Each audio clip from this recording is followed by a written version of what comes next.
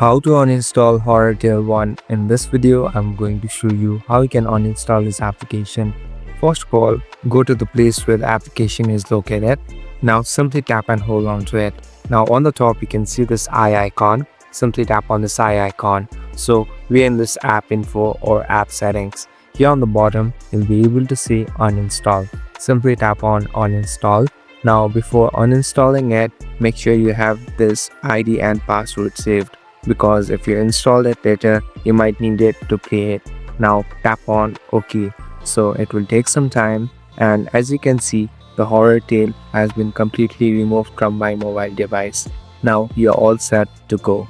Thank you for watching this video. I hope this video will help you.